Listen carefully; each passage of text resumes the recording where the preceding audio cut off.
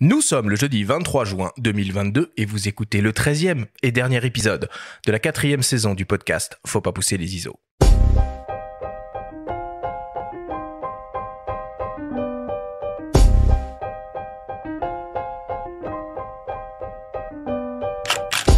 Bonjour à tous, je suis Arthur Azoulay et je vous souhaite la bienvenue sur Faut pas pousser les ISO, le podcast entièrement dédié à l'image pour tous les passionnés de photos et de vidéos. Cette semaine, on va lever les yeux vers le ciel et découvrir l'incroyable univers de l'astrophotographie.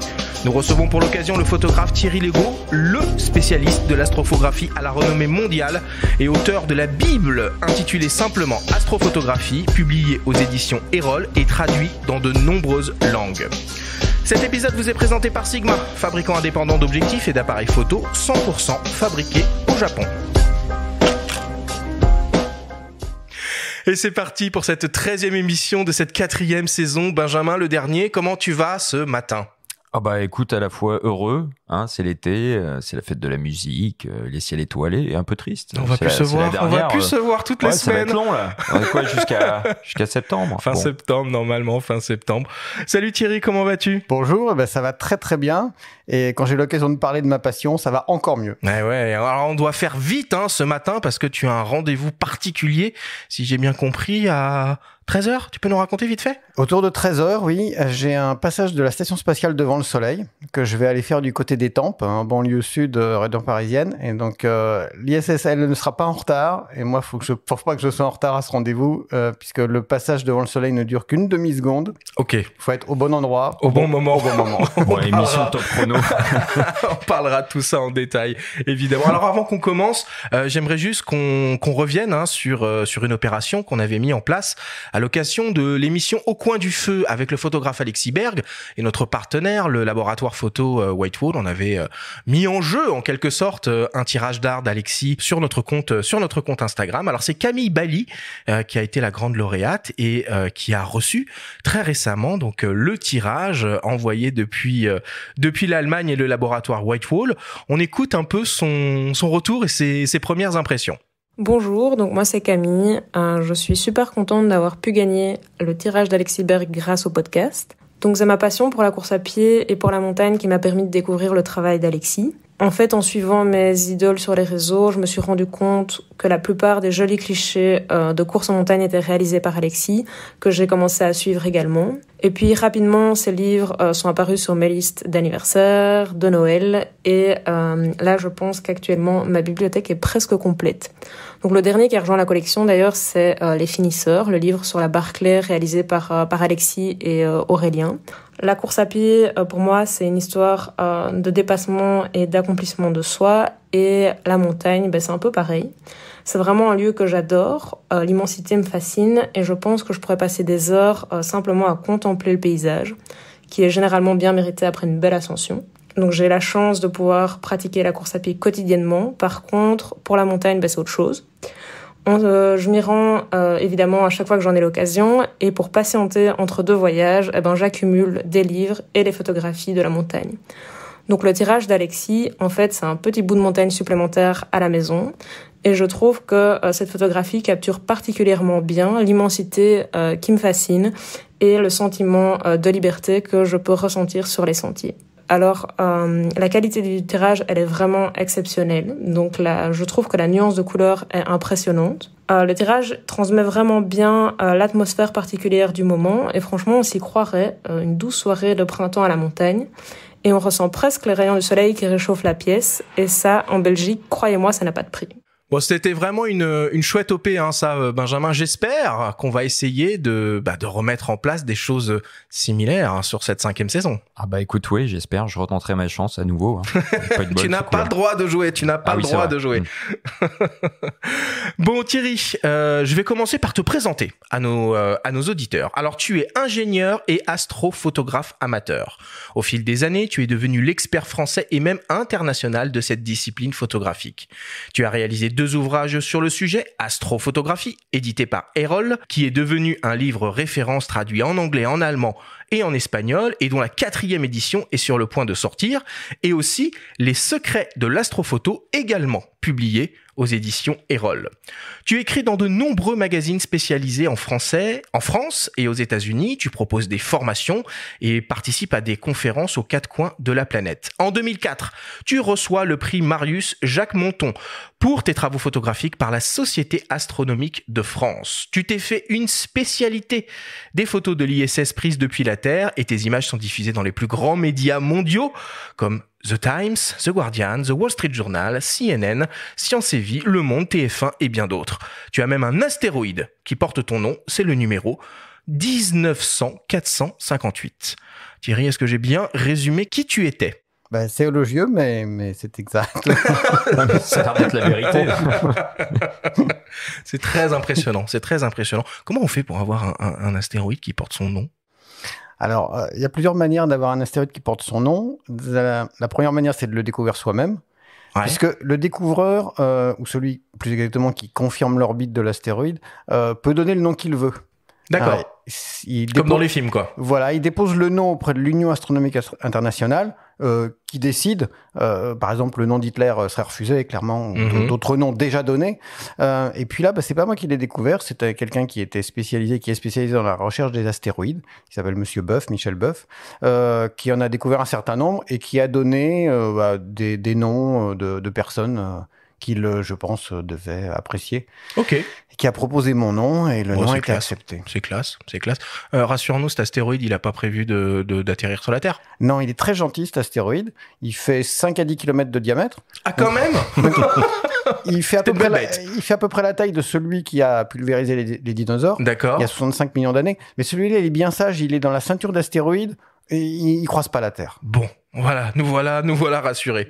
Au cours de cette émission, nous entendrons également les témoignages de Richard Galli, de EOS For Astro, l'unique spécialiste français du défiltrage, et de la photographe Raphaël Monvoisin, qu'on a déjà eu la chance d'entendre à ses micros en saison 1 de mémoire.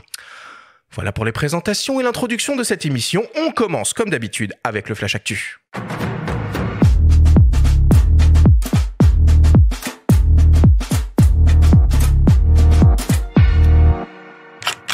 Cette semaine, dans le Flash Actu, Laowa lance une nouvelle version de son 24 mm Probe. Adobe met à jour Lightroom et Photoshop. Et enfin, Pentax lance un nouvel accessoire dédié à l'astro. Le Flash Actu vous est présenté par Fox.fr, le site des spécialistes de l'image. Récemment, Laowa a annoncé une nouvelle version de l'un de ses objectifs stars, le 24 mm T14 2x Probe. Ce nouveau modèle s'intitule Périprobe. Il reprend en tout point les caractéristiques de son prédécesseur, mais offre désormais la possibilité de remplacer la partie avant de l'optique, le long tube équipé d'un système LED, par une version périscopique inclinée à 90 degrés que l'on peut orienter dans toutes les directions sur 360 degrés. Cela ouvre donc la porte à des angles de vue et des mouvements caméra jusqu'alors encore impossibles à réaliser. Sur la face avant de l'objectif, on retrouve toujours un système LED et une conception étanche pour réaliser des prises de vue sous l'eau. De plus, on retrouve la présence d'un pas de vis dans le prolongement du tube optique qui permet de fixer différents accessoires. Pour le reste, on est toujours sur une construction optique composée de 28 éléments répartis en 19 groupes avec un diaphragme à 7 lamelles, une distance minimale de mise au point d'environ 2 cm et une longueur de tube de 40 cm pour un diamètre en bout d'objectif de 3 cm. Le Laowa 24 mm T14 2x Péri Probe sera disponible fin juin et proposé au prix de 3 099 €. Il sera décliné en monture Canon EF, Canon RF, Nikon F, Nikon Z, Sony E, PL et L.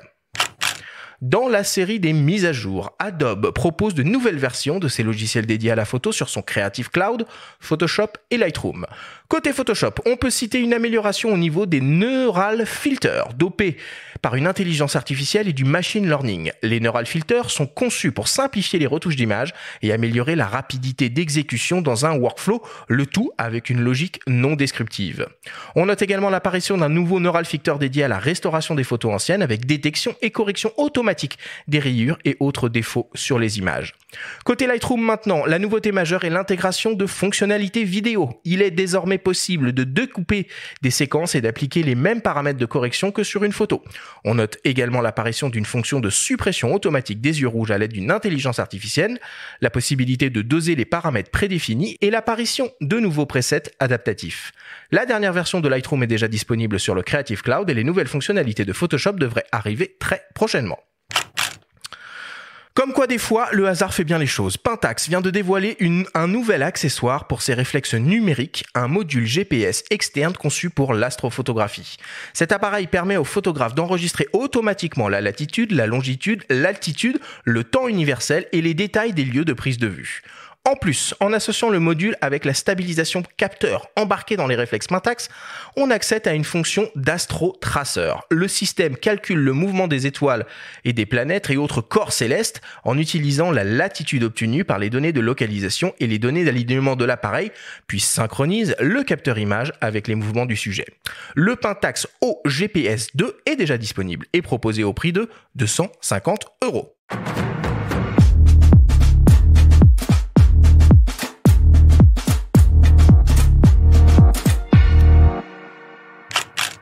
Voilà pour l'actu cette semaine. Moi, je suis un fan total du 24 mm probe et du coup maintenant périprobe. Oui, le tube à essai, la WA ou l'espèce de micro qui ressemble à tout sauf à une optique.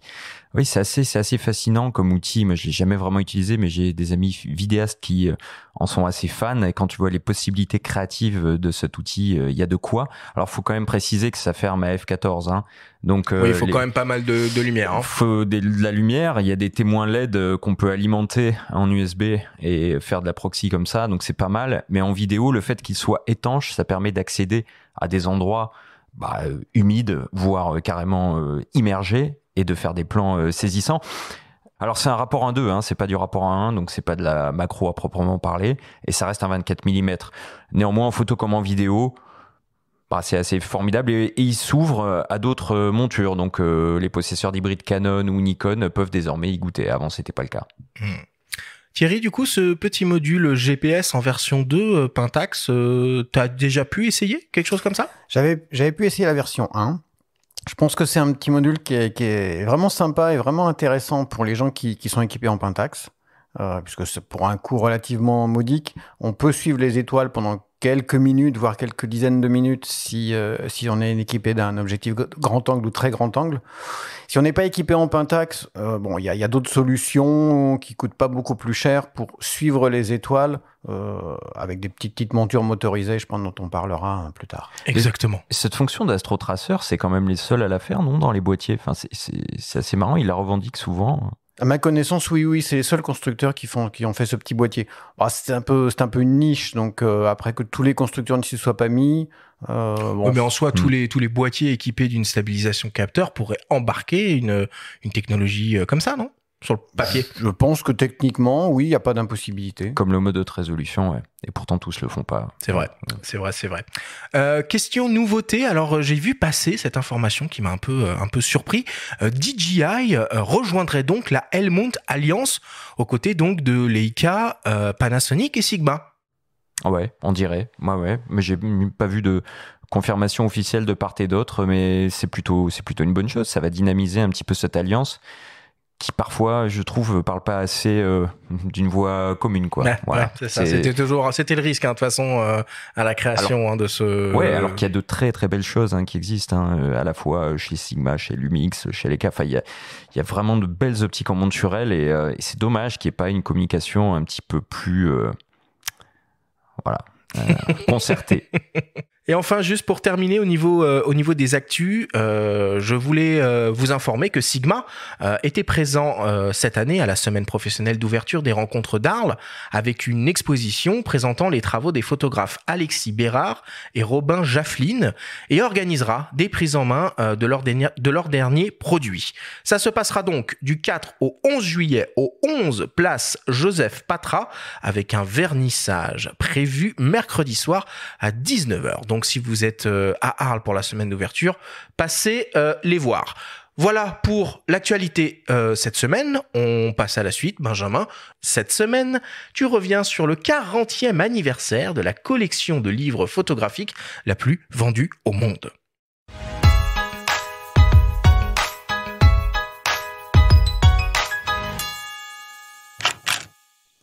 En 1982, alors qu'il est directeur du Centre national de la photographie, Robert Delpire propose à Jack Lang, ministre de la Culture, de créer une collection d'ouvrages accessibles à tous dans un petit format. La collection Photopoche voit le jour. Depuis 2004, cette saga culte est éditée par Actes Sud, où Géraldine Lay, directrice des livres photos, loue la dimension universelle intacte de la collection, 40 ans après sa création. Robert Delpire a une idée de génie en la créant parce que c'est un livre de photographie à petit prix. On sait que c'est le premier accès aux livres de photographie. On pense souvent aux étudiants, mais je pense que le public est beaucoup plus large que le simple étudiant. C'est l'amateur, mais c'est aussi le spécialiste. Donc, c'est un outil de travail et c'est un premier achat vers une œuvre, un premier accès à une œuvre de photographie.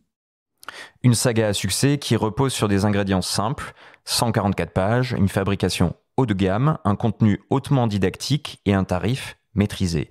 Pourtant, à l'occasion de cette date anniversaire, Géraldine Lay a choisi de bousculer les codes, avec notamment la décision d'en finir avec la si emblématique couverture noire. Le Photopoche est travaillé comme un livre de photographie avec le soin qu'on apporte à un livre de photographie. On passe beaucoup de temps sur la photogravure. Les choix de papier sont des papiers effectivement de qualité. Et on garde les mêmes fondamentaux de la collection. C'est-à-dire qu'on reste sur le même format, le même nombre de pages. Parce que là aussi, génie de Robert Delpire, 144 pages. Lorsqu'on imprime un Photopoche en grand format, c'est une feuille d'impression. La différence, c'est la carte de couverture. Puisqu'avant, on avait une carte de couverture couchée avec un pelliculage brillant. Aujourd'hui, on a une carte aspect offset sans pelliculage. Et surtout, la révolution, entre guillemets, c'est qu'on abandonne le noir pour le blanc.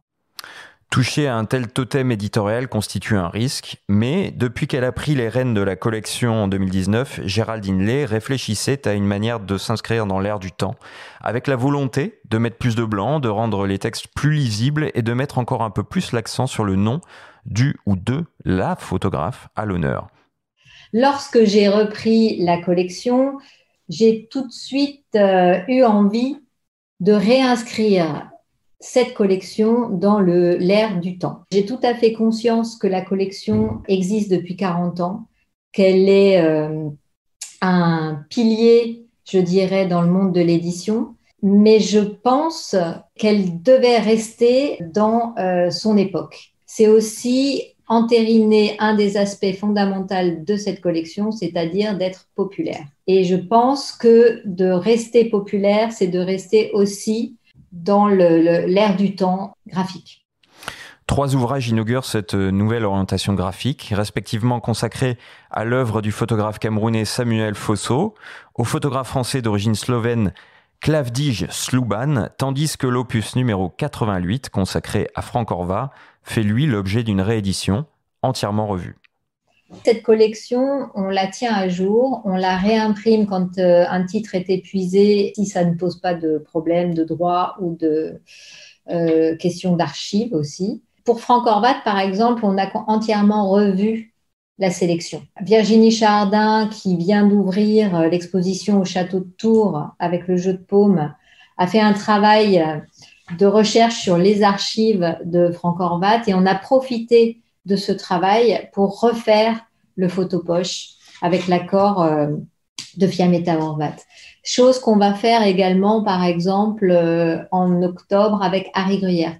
De la même manière qu'on tient à jour les titres au maximum, on va glisser petit à petit la collection vers la nouvelle identité.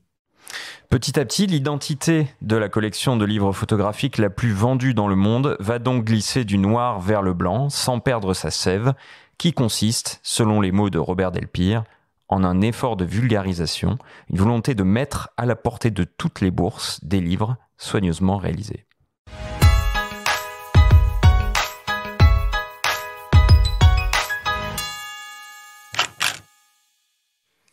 Happy birthday, 40 ans, dis donc, c'est assez impressionnant.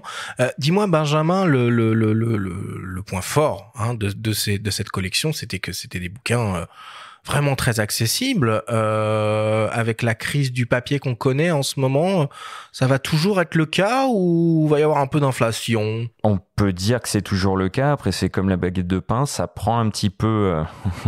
Malheureusement, ça prend. Bah ouais. Non, on passe de 13 € à 13,90 €. Donc c'est pas négligeable, mais ça reste raisonnable pour la qualité de l'objet auquel on accède. Si on veut tout savoir sur l'œuvre d'un photographe, il y a aussi des thématiques qui sont historiques, de société. D'ailleurs, je crois qu'ils sont à pied d'œuvre pour en proposer une dès l'année prochaine. C'est une collection incontournable. Au-delà du fait que c'est la plus vendue dans le monde et traduite dans de multiples langues, ça reste. C'est un peu comme les que sais-je dans les librairies quand on veut s'informer sur un sujet. C'est les ouvrages de référence. Après, c'est un risque de changer l'identité graphique parce que ça fait 40 ans qu'il y avait cette couverture noire avec ce cadre blanc, une photo. Donc on verra. Mais c'est bien de faire des paris, de changer un petit peu aussi, quoi.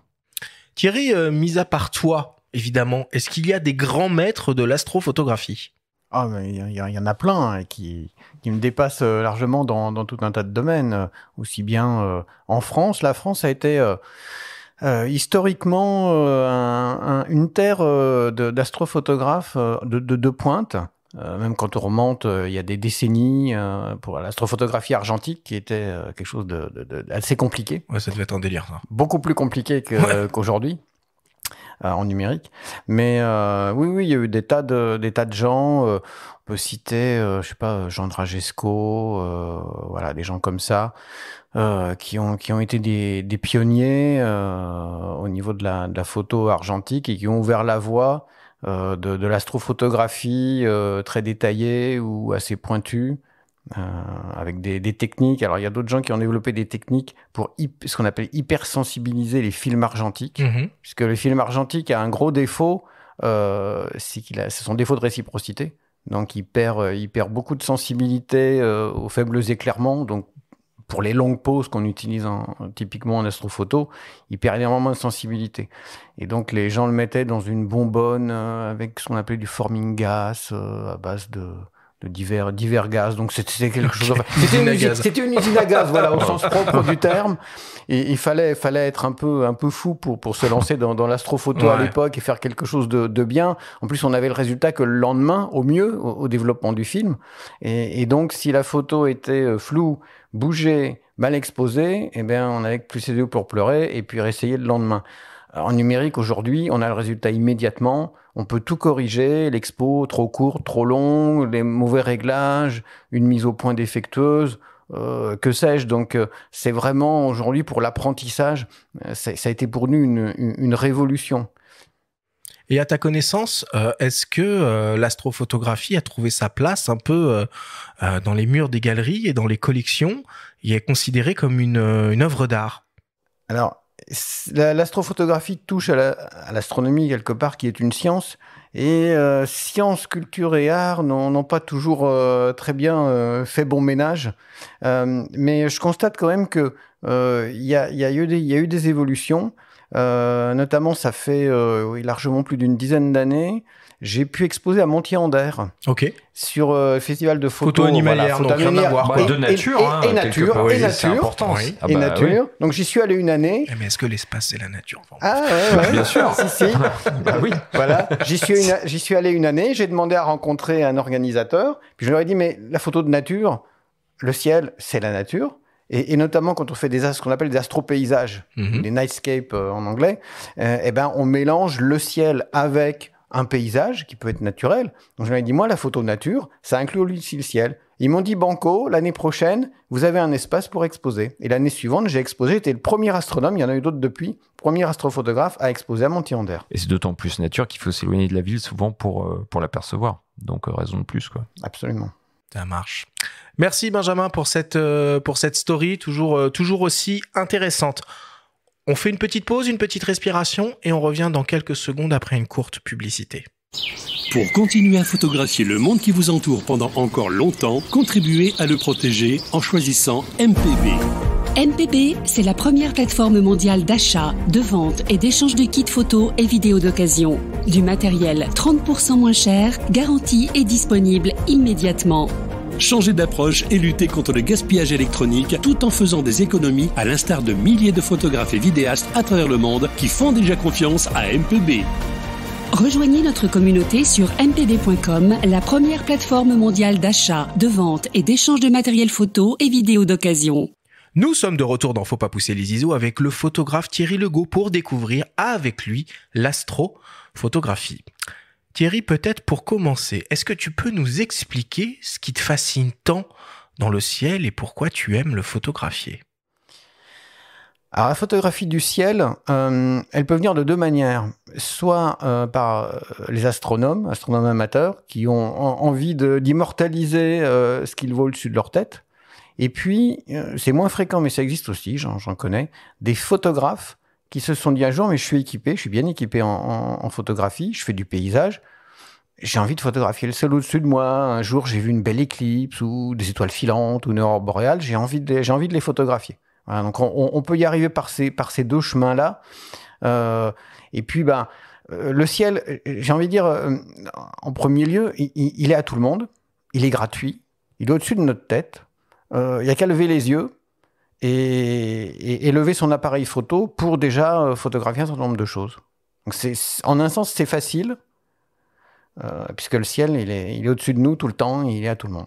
Alors, parmi les planètes du système solaire qu'on connaît, quelles sont les plus faciles à photographier au début ?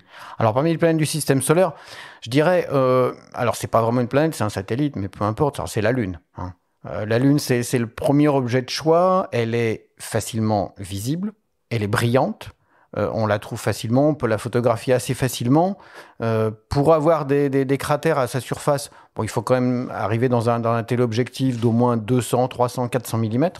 Mais on peut déjà avoir des très belles vues avec des paysages, avec une lune. J'ai fait il n'y a pas longtemps un lever de lune sous l'Arc de Triomphe. Et également un coucher de lune derrière la Tour Eiffel. Voilà, donc avec un peu de préparation et avec du matériel relativement modeste, la Lune est un objet facile.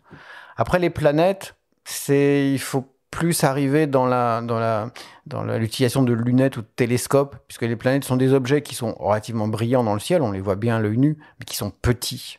Donc là, il faut grossir quand même. Ils sont très très loin. Alors en ce moment, le matin, c'est extraordinaire. C'est quelque chose qu'on n'a pas eu depuis longtemps et qui ne se reproduira pas pendant longtemps. On a toutes les planètes, alors alignées, disons visibles le matin. Celles qui se lèvent en milieu de nuit, on a Saturne. Ensuite, on a Jupiter, Mars, Vénus, Mercure, donc toutes les planètes visibles à l'œil nu, on les voit le matin, à condition de se lever tôt et qu'il fasse beau. Et puis, si on a une lunette ou un télescope, on peut les photographier assez facilement.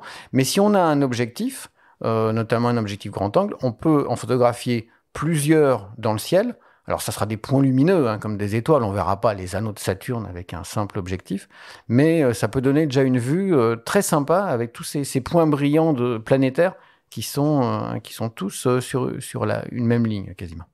Alors, mis à part les planètes, qu'est-ce qu'on peut photographier dans le ciel ? J'ai cru comprendre qu'il y avait la notion de ciel profond. Tu peux nous expliquer un peu ce que c'est ? Oui, alors dans le ciel, on peut tout photographier, absolument tout. Depuis même le Soleil, alors avec des filtres, il faut prendre des précautions, peut-être qu'on en parlera. Le Soleil, la Lune, les planètes, aussi bien que des étoiles filantes, des aurores, des comètes, des éclipses. Des aurores boréales. Et puis, effectivement, il y a un domaine de l'astrophotographie qu'on appelle le ciel profond, dans le sens où ce sont des objets qui sont très faibles, donc qu'on voit en général pas à l'œil nu, qu'on arrive à voir dans une lunette ou un télescope, mais sous la forme d'objets alors gris et très très très pâle, très faible. Ouais, puis il faut être guidé en général. C'est bien que quelqu'un nous indique ce qu'on va voir ou ce qu'on essaye de voir. C'est pas toujours évident. Ça, c'est un des problèmes. C'est qu'est-ce qu'il y a au-dessus de moi et qu'est-ce que je peux photographier et à quel endroit. Alors le ciel profond, effectivement, c'est des objets donc qui sont faibles. Alors là, on arrive dans en général des nébuleuses, des galaxies ou des comètes aussi, qui sont, sauf exception, sauf les très grandes comètes qu'on voit bien à l'œil nu, des objets qui sont en général relativement faibles, et là qui vont nécessiter au moins plusieurs minutes de pause voire plusieurs dizaines de minutes de pause, voire plusieurs heures de pause. Il y a même des gens qui vont jusqu'à des pauses pour des objets très faibles du ciel profond sur ces dizaines, voire des centaines d'heures de pause. Et tu parlais des aurores boréales, mais est-ce qu'on peut en voir quand même parfois en dessous du 60e parallèle c'est possible? Ça peut arriver. En dessous du 60e parallèle, je dirais c'est une fois tous les 10, 20 ou 30 ans. La dernière fois, c'était au début des années 2000. Je les ai vus en région parisienne. Alors, c'était une faible lueur rouge à l'horizon nord. C'était pas des belles aurores qui explosent de partout comme on les voit en Scandinavie, dans le nord de la Scandinavie ou en Islande. Donc, je dirais que si on veut voir des aurores, il vaut mieux prendre l'avion que rester ici en France à les attendre. Alors, il y a un autre type d'objet qu'on peut photographier dans le ciel, et tu t'en es fait une petite spécialité. Tu t'amuses à tirer le portrait de l'ISS très régulièrement, enfin, ou des différentes stations qu'il peut y avoir en orbite autour de la Terre, et tu fais un véritable travail de composition, puisque tu arrives à photographier le moment précis où la Station spatiale internationale va passer devant le Soleil, donc on la voit en contre-jour. Enfin, c'est complètement dingue. Ah oui, alors ça c'est vraiment quelque chose qui m'amuse beaucoup. L'idée m'est venue quand j'ai écrit la première version de mon livre en 2005. Je voulais mettre dans le livre uniquement des photos que j'avais faites et traiter de tous les sujets. Et déjà à l'époque, la station spatiale existait puisqu'elle a commencé à être construite à la fin des années 90. Et puis j'avais vu une ou deux fois des gens qui avaient réussi à faire un transit, un passage, qu'on appelle un transit, de la station spatiale devant le Soleil ou devant la Lune. Et je me suis dit, il faut que je fasse une photo pour le livre. Et puis ça m'a tellement amusé que je les refais régulièrement en essayant d'améliorer les choses, d'avoir des images les plus détaillées. Aujourd'hui, j'ai pu faire les images les plus détaillées de la station depuis le sol, aussi bien en passage devant le Soleil ou la Lune qu'en passage la nuit. Et il y a des outils, non, pour suivre le parcours de l'ISS? Oui. Quand Thomas Pesquet était dedans, bon, on le faisait au travers des médias, mais il existe des applis, non? Alors, il existe des applis, ne serait-ce que pour la voir passer dans le ciel. Alors, pour la voir passer dans le ciel, on n'a pas besoin de télescope, on n'a pas besoin d'appareil photo, il suffit d'avoir ses yeux, même pas besoin de jumelles, c'est pas nécessaire. L'ISS, c'est quelque chose qui est très, très brillant. On la voit passer parfaitement au milieu de la place de la Concorde. Il n'y a aucun souci. Mais comment on le distingue d'un autre satellite? Parce qu'il y en a plein des satellites. Alors, c'est le satellite le plus brillant qui soit. Il peut être plus brillant que la planète Vénus, qui est la planète la plus brillante dans le ciel. Il suffit de savoir quand elle passe. Et c'est ce que vous disiez tout à l'heure, quand est-ce que je peux observer les objets, dans quelle direction? Donc là, il y a des applications, il y a de nombreuses applications pour smartphone qui prévoient les passages de la station spatiale. Elle passe souvent le soir après le coucher du soleil ou le matin avant le lever du soleil. Et si on sait quand elle passe et d'où elle arrive, en général elle arrive côté ouest pour repartir côté est. Et alors elle va assez vite, elle traverse le ciel en 3 minutes à peu près.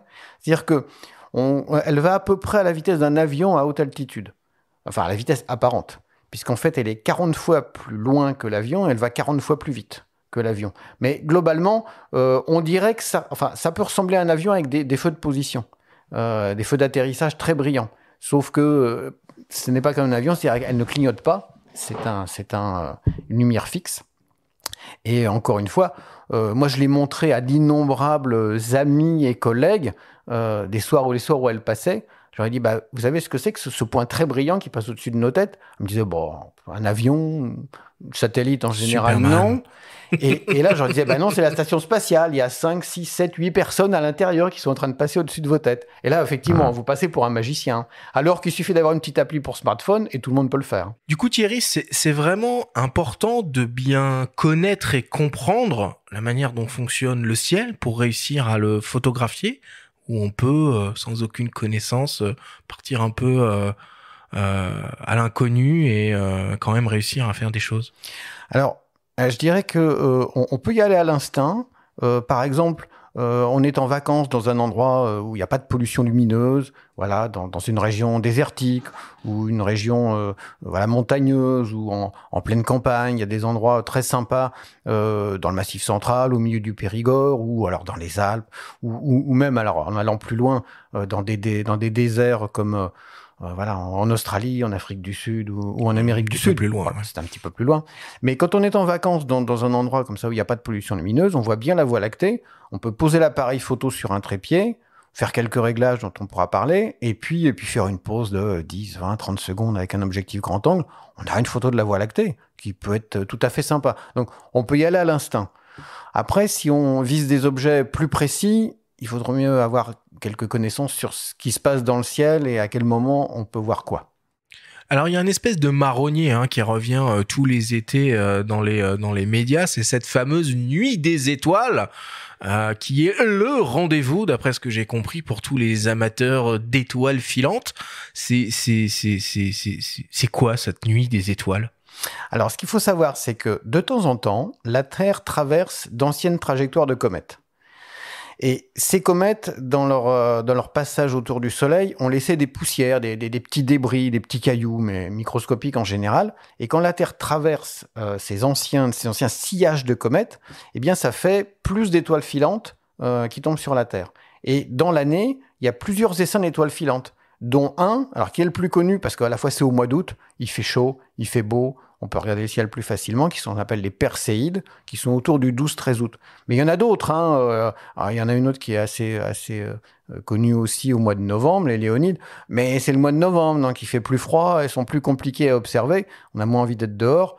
Donc à cette occasion-là, eh bien, il y a une fête qui a été créée au moment donc, de ces fameuses Perséides, 12-13 août. Voilà, avec de l'animation et des clubs d'astronomie qui font de l'animation, qui font des observations publiques. Même il y a eu une émission de télévision pendant un certain nombre d'années qui a parlé de ça. Donc, on va dire c'était même si c'est pas le seul essaim d'étoiles filantes dans l'année, c'est l'occasion de parler. Plus emblématique, quoi. Voilà, c'est l'occasion de parler d'astronomie au mois d'août. Beaucoup de gens sont en vacances, il fait beau, on a le temps d'y penser. Okay. Oui, puis pour le grand public, ça fonctionne. Moi, tu parlais du Périgord, moi, c'est là où je suis né. Les étés, je me mettais sur le matelas en famille, on regardait ça. Par contre, est-ce que d'un point de vue photographique, ça a un intérêt ? Oui, alors on peut les photographier. Il faut de la patience, il faut un peu de persévérance, il faut un équipement correct aussi, ou avoir un peu de chance, parce que les étoiles filantes, elles font un peu ce qu'elles veulent, elles apparaissent dans un endroit du ciel qu'on ne peut pas prévoir. Une étoile filante arrive quand elle veut et dans la direction où elle veut. Évidemment, rarement dans la direction où on est dirigé l'appareil. Ça serait trop beau. Donc pour ça, en fait, il faut... Il y a des outils. Je pense au Ricoh Theta, qui a deux fisheyes de part et d'autre qui permet de faire du 360. Voilà, tout à fait. J'en ai un petit Ricoh Theta. D'ailleurs, je me suis déjà amusé notamment avec des aurores boréales en Norvège. Alors effectivement, après, ce qu'il faut savoir aussi, c'est qu'une étoile filante assez rapide et faible qu'on verra bien à l'œil nu, la photo n'aura pas le temps de l'enregistrer, même en numérique. Donc il faudra quand même une étoile filante relativement brillante et longue, on va dire plus rapide qu'un dixième de seconde pour l'enregistrer. Donc je dirais qu'avec de la persévérance et en faisant des pauses en continu, on peut mettre l'appareil en intervallomètre, puis lancer des pauses de 30 secondes, 1 minute, 2 minutes, en continu, en dirigeant l'appareil un peu au hasard vers le ciel, on a une chance d'en avoir une. Mais bon, il faudra quand même de la persévérance ou de la chance. Bon, on va rentrer un peu dans le vif du sujet maintenant et on va s'intéresser aux différentes techniques que l'on peut envisager et mettre en place pour réaliser des photos de la Voie lactée. J'imagine, Thierry, que au point de départ, notre pire ennemi, c'est ce qu'on appelle la pollution lumineuse. Absolument. On a 2 ennemis en astronomie. En fait, on a 3 ennemis en astronomie. Le premier, c'est les nuages, puisqu'on n'a pas encore inventé l'appareil photo, le télescope à voir à travers les nuages, sauf les radiotélescopes, mais ça c'est quelque chose de différent. Le télescope visible ne voit pas à travers les nuages, premier ennemi. Le deuxième ennemi, effectivement, c'est la pollution lumineuse. Alors aujourd'hui, on éclaire un peu tout à tort et à travers, de plus en plus, même s'il y a des lois qui limitent l'éclairage nocturne normalement, mais qui sont assez peu respectées pour l'instant. Alors, la pollution lumineuse, elle n'est pas gênante quand on veut photographier la Lune, ou des planètes. On peut le faire en plein Paris. Et je connais même des gens qui font les meilleures photos françaises de planètes sont faites par quelqu'un qui est sur un balcon en plein Paris. Donc il y a pas de souci. Et d'ailleurs, le fait qu'il soit sur un balcon très en hauteur, la franchit un peu des turbulences du sol, de la chaleur des bâtiments. Alors, par contre, pour ce que vous disiez tout à l'heure, c'est-à-dire le ciel profond, les nébuleuses, les galaxies, les comètes, là, effectivement, en plein Paris, c'est possible, moyennant un certain nombre de précautions, mais c'est quand même compliqué. Et notamment pour la Voie lactée, La Voie lactée en pleine ville, ça va être quand même très compliqué. Mais ça veut dire que le photographe est un animal nocturne, non, l'astrophotographe? Tu sévis à quelles heures à peu près? C'est quoi les bonnes heures? C'est très variable. Effectivement, la plupart des astrophotographes, alors sauf ceux qui photographient le soleil, eux ils vivent le jour. Ceux qui veulent photographier le soleil et les étoiles, ils dorment plus. Voilà. Alors si ils dorment quand il y a des nuages. Donc quelque part, par moment, on est content de ne pas habiter des fois en Californie ou en Australie parce que de temps en temps, on a des nuages pour se reposer. Je dirais, on va dire, il y a pas d'heure pour les braves. Ça dépend aussi de ce qu'on veut photographier. Par exemple, si on veut photographier la Voie lactée, au printemps, on verra bien la meilleure partie de la Voie lactée, on la verra bien plutôt en fin de nuit. Et puis l'été, au mois d'août, on la verra plutôt en début de nuit. Donc ça dépend aussi des périodes et des moments. Les planètes, comme je vous disais, on les voit bien en deuxième partie de nuit. À la fin de l'été, on les verra certaines en première partie de nuit. Donc c'est des choses qui évoluent. La Lune, des fois, on la voit le soir, des fois, on la voit le matin. Quand on veut photographier une éclipse, l'éclipse, elle peut se produire à n'importe quel moment de la nuit. Et donc, je dirais qu'il faut vraiment être adaptable. Encore une fois, c'est le ciel qui commande, en plus de la météo, et c'est pas nous. Est-ce qu'on a intérêt à se mettre en altitude pour faire cet exercice-là? Ou pas du tout? Ça change rien. Pour la Voie lactée, en général, les sites d'altitude sont peu pollués. Alors, il y a des exceptions, mais quand on va en altitude, dans les Alpes, les Pyrénées, notamment, ou dans d'autres chaînes de montagnes, effectivement, en général, on a peu de pollution lumineuse. Alors, sauf si on va, en altitude, juste au-dessus de Grenoble, là, on aura la pollution lumineuse de Grenoble, par exemple. Mais en général, oui. Et puis, on a une atmosphère qui est plus pure, souvent. Donc oui, l'altitude est un facteur intéressant. Cela dit, on peut aussi faire de très belles photos des étoiles et de la Voie lactée. Campagne. Voilà, comme vous le disiez, dans le Périgord ou dans d'autres endroits où il y a peu de pollution lumineuse quand on sort des villes et des villages. Bon. Alors ensuite, on va rentrer un peu dans le matériel. Alors ce qu'il y a bien avec l'astrophotographie, c'est que c'est une photographie dans laquelle on prend son temps et où finalement beaucoup de caractéristiques techniques des boîtiers que l'on se fait une spécialité de développer dans cette émission n'ont absolument aucun intérêt pour cet exercice-là. Qu'est-ce qu'on attend d'un boîtier en astro ?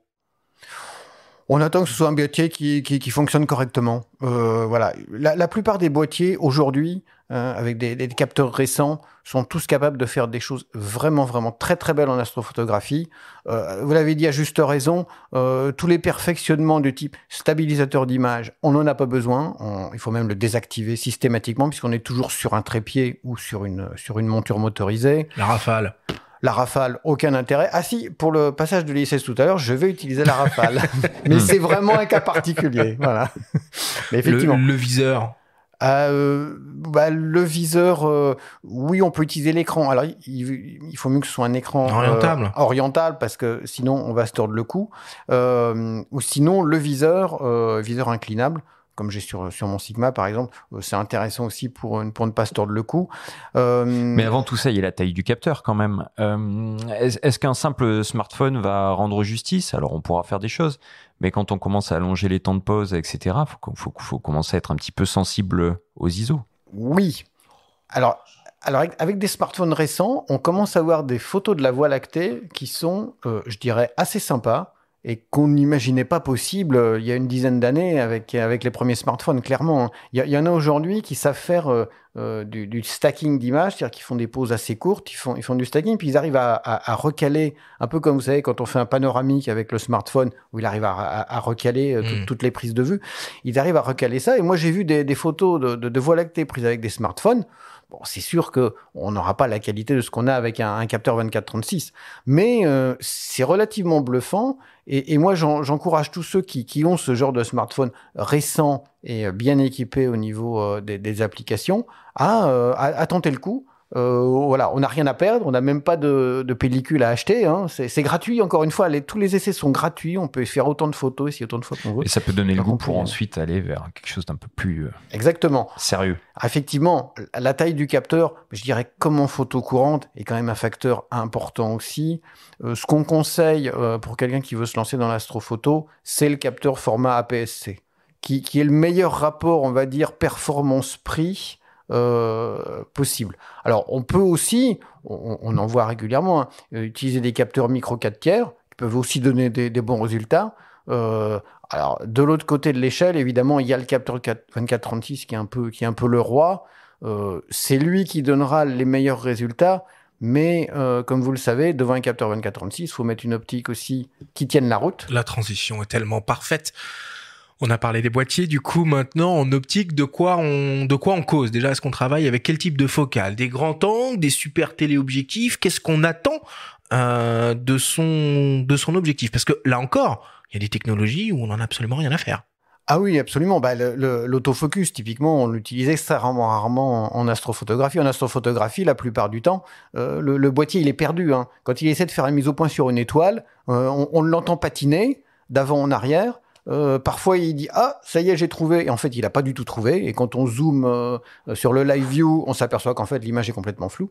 Donc, on fait la mise au point en mode manuel, ce qui n'est pas très difficile. Donc, les autofocus, les stabilisations d'image, tout ça, on n'en a pas besoin. Ça veut dire qu'on se cale sur l'infini et alors, on y va pas forcément. Alors, l'infini n'est pas forcément l'infini. Voilà, réciproquement. Donc, alors là, mettre l'objectif sur la position infinie sur l'échelle de réglage, vous avez toutes les chances d'avoir une photo qui va être relativement floue.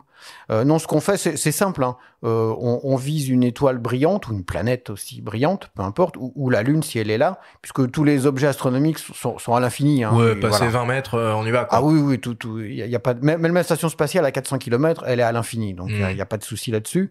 Et là, ce qu'on fait, c'est qu'on se met en live view. On zoome au maximum. En général, sur les appareils, on a des zooms 8 fois, 10 fois. Et puis là, on voit bien les étoiles. Hein. Les étoiles, c'est des objets qui sont toujours ponctuels, en fait. Une étoile, même dans le plus grand télescope du monde, une étoile, c'est un point lumineux. Aucun télescope n'arrive à grossir une étoile. Donc, tant que l'étoile, c'est pas un tout petit point lumineux dans l'image, c'est qu'on n'est pas au point. Et donc, il suffit de tourner la bague de mise au point, mettre l'appareil en mode focus manuel. Et l'objectif, souvent sur les objectifs, on a une petite molette pour se mettre en autofocus manuel. Bah là, on met tout en manuel. Live view, grossissant maximum, 10 fois en général. Et on tâtonne. Une étoile brillante, on tâtonne. Avec un petit peu d'habitude, c'est très très rapide. Il faut quelques secondes ou quelques dizaines de secondes. Qu'est-ce qu'on attend d'un point de vue optique, hein? Parce que moi, on m'a toujours expliqué que l'image d'un point sur un capteur à travers un objectif ne donne pas un point, mais une tache. Oui. Du coup, qu'est-ce qu'on attend d'un point de vue qualité optique? Les étoiles, comme je disais, c'est des points lumineux et c'est pour moi le test le plus impitoyable pour une optique. Bah, c'est ça. Parce que alors là, on va trouver de tout dans les objectifs. Il va falloir checker l'homogénéité, il va falloir éviter la diffraction, gérer la coma. Enfin, c'est la coma. Le vignettage, j'en parle même pas. Le vignettage, voilà, la coma, c'est les cauchemars de l'astrophotographe. Ah ouais, la coma et l'astigmatisme, c'est les cauchemars de l'astrophotographe parce que on fait une photo, alors on regarde les étoiles au centre. Alors qui doivent être relativement ponctuels, sinon c'est qu'il y a un problème. Hein. S'il y a déjà de la coma au centre, ça veut dire que l'objectif a un problème. Donc l'étoile, elle n'est pas forcément absolument ponctuelle, mais c'est une petite tache ronde. Quand on va regarder en périphérie de l'objectif, effectivement, on peut voir les étoiles qui ressemblent à des hirondelles, à des petites comètes, à tout un tas de choses assez bizarres, et qui peuvent être assez jolies, mais enfin, les astronomes aiment ça quand même moyennement.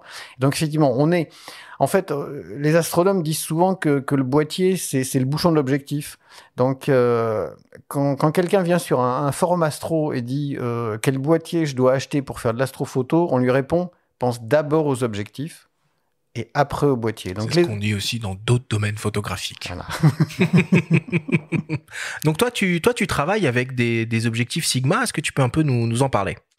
Oui, j'ai été équipé longtemps en objectif Canon. Voilà les Canon de la série L ou voilà autre. Donc en cherchant les meilleures optiques, en changeant plus souvent d'optique que de boîtier, mais en gardant aussi les bonnes optiques parce qu'une bonne optique finalement ça peut se garder assez longtemps et ça se revend bien. Mieux que des boîtiers d'occasion d'ailleurs, qui deviennent obsolètes plus vite.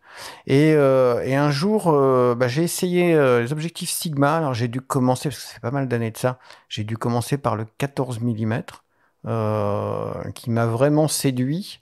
Ultra grand angle. Ouais, voilà, le 14 à 2.8.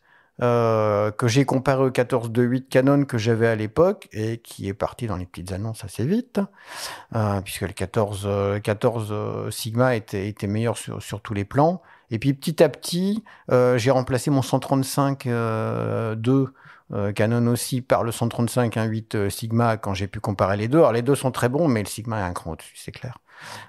Et puis petit à petit, je me suis complètement équipé en Sigma et maintenant j'ai évidemment un grand angle, le 14, le 20. Je suis pas trop équipé en zoom, mais j'ai bien aimé le 14-24. Okay. Même s'il est un peu plus fermé, il m'a fait belle impression aussi. Mais tu es toujours en réflexe ou tu as basculé vers l'hybride du coup? Ah non, je suis en hybride. Donc j'ai été équipé beaucoup en Canon. Historiquement, les astrophotographes, surtout au début des années 2000, là, quand les réflexes se sont démocratisés, il y avait que Canon qui offrait de bonnes performances en astrophoto. C'était les seuls quasiment à avoir du CMOS à l'époque, et le CMOS, c'était bien meilleur que le CCD en astrophotographie. Et puis petit à petit, je suis passé à Sony, qui fait de très bons capteurs la aussi. La génération Alpha 7S. Voilà, 7S. Ouais. J'ai toujours un 7S pour faire de la vidéo nocturne, notamment la vidéo d'aurore boréale, puisque le 7S en vidéo faible lumière, donc aurore boréale, ciel profond, c'est ce qu'on fait de mieux. Ouais. Voilà, il est imbattable. J'ai aussi un 7R que j'ai revendu parce qu'en fait, les Sony ont un souci que les astronomes appellent le Star Eater. C'est un algorithme qu'on ne peut pas débrayer dans le firmware. Il attaque les fichiers RAW. Il essaie d'effacer les pixels chauds. Vous savez, c'est les petits points lumineux qui apparaissent en longue pause. Et malheureusement, les étoiles ressemblent beaucoup à des pixels chauds. Donc, il a la fâcheuse habitude de pouvoir altérer un certain nombre d'étoiles. Et Sony n'a pas voulu rendre cet algorithme débrayable dans une option. Donc, je me suis intéressé il y a 1 an et demi à peu près au nouveau boîtier Sigma en me disant, tiens, ils sont peut-être intéressants. Voilà, le FP et puis le FPL. En disant, ils sont peut-être intéressants pour la photo astro. Très gentiment, Sigma France m'en a prêté un pour faire des mesures de bruit notamment, puisque le bruit est quelque chose qui est fondamental en astronomie. Hein. On n'a pas beaucoup de lumière, donc il faut aussi ne pas avoir beaucoup de bruit, sinon l'image est noyée dans le bruit. Et en faisant des mesures de bruit, moi je me suis aperçu qu'en fait, ces deux Sigma, les FP et FPL, étaient les réflexes ou hybrides aujourd'hui qui avaient le bruit le plus bas du marché. Alors, donc on a parlé un peu de la mise au point. Tu nous as expliqué comment il fallait faire. Maintenant, les autres paramètres d'exposition, je rappelle le contexte, on veut faire une photo de la Voie lactée de la manière la plus simple possible, c'est-à-dire en une prise de vue. Pour le temps de pause, j'ai entendu parler d'une règle, la règle des 500. C'est quoi ça? Alors oui, on divise 500 par la focale qu'on utilise et ça donne à peu près le temps de pause en secondes maximum utilisable. Alors on voit tout de suite que plus on monte en focale, plus le temps de pause est court. C'est-à-dire, si on prend un exemple d'un grand angle, par exemple un 24 mm, ça nous donnerait du coup 21 secondes, voilà. 20 secondes quoi, de temps de pause. Parce que les étoiles bougent. Et oui, c'est des sujets en mouvement. Ah la Terre tourne. C'est l'étoile qui bouge ou c'est nous qui bouge? C'est les deux. Depuis Einstein, on sait que tout bouge par rapport à tout. Mais effectivement, c'est la Terre qui tourne. Alors la Terre tourne, on a l'impression que le mouvement est très très lent, mais en fait il est beaucoup plus rapide qu'on imagine. Quand on regarde la Lune ou le Soleil, il faut imaginer, on s'en rend pas toujours compte, que le Soleil ou la Lune s'est déplacé de son propre diamètre en 2 minutes seulement. Donc vous faites une photo de la Lune, 2 minutes plus tard, elle est décalée de sa propre taille. Donc ça va extrêmement vite. Et c'est un truc des 500, si on prend un téléobjectif de 500 mm, 500 divisé par 500, ça fait 1 seconde. Donc là, on voit tout de suite qu'un téléobjectif de 500 sur un trépied, ça marchera pas. Non, il faut plus privilégier les grands angles à ce moment-là. Et on travaille du coup à l'ouverture maximale de son objectif, ou au contraire, on va se mettre à une ouverture moyenne pour avoir la meilleure qualité optique possible. Alors parce que souvent, les grands angles dédiés à l'astrophoto sont ultra lumineux. Et on se dit, bon, alors ok, plus l'angle de champ est large et plus la profondeur de champ est importante, mais enfin, pourquoi privilégier la lumière à ce point? Alors, parce que en astrophotographie, sauf avec le Soleil où on a trop de lumière, pour la quasi-totalité des autres objets, on manque de lumière. Et donc, on essaie de recueillir un maximum. Et là, c'est clair que l'ouverture maximale de l'objectif, c'est un atout. Alors, comme on le disait tout à l'heure, si l'objectif est de bonne qualité optique, Si c'est pour mettre, alors ce qu'on appelle aussi... D'où les Art Sigma 1.4 voilà. qui arrachent, comme on dit, dès la plus grande ouverture. Quoi. Parce que si c'est pour mettre un objectif à très grande ouverture, mais qu'on appelle parfois vulgairement un cul de bouteille devant le boîtier... Un lens baby. Voilà, ça n'ira pas très... ça n'ira pas très loin. Donc, il y a beaucoup d'objectifs utilisables. C'est vrai que pour certains, pour améliorer un peu la qualité, surtout en bord de champ, alors qualité, on parlait de coma, de vignettage aussi. Voilà, on va le diaphragmer un petit peu. Moi, les Sigma que j'utilise, ils sont voilà, 1.4, 1.8. Je les ferme quand même un tout petit peu. Ça limite le vignettage.